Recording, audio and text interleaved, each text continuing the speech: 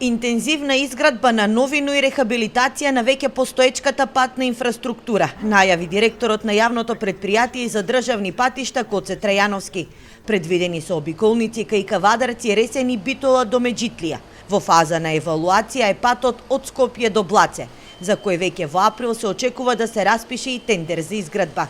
Активно се работи и на новата делница од Кичево до Гостивар, а од наредната година ќе се започне со проектирање на патот од Куманово до Страцин.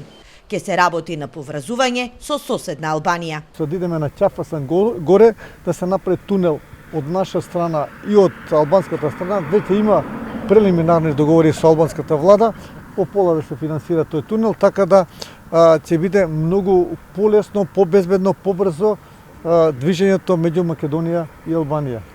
Веќе е започната и реконструкцијата на една од црните точки во близина кај приградската населба Караорман, кој ги поврзува општините Штип и Карбинци. Преку јавното предпријатие се вложени некаде околу 30 милиони денари за потребите на сите жители на општина Штип, Карбинци кои што транзитираат овде на овој патен правец. Во едно време ќе работиме на проширување на самата траса, на самата делница, онаму каде што е најкритично. Зимските температури нема да бидат пречка за асфалтирање и реконструкција на патната инфраструктура.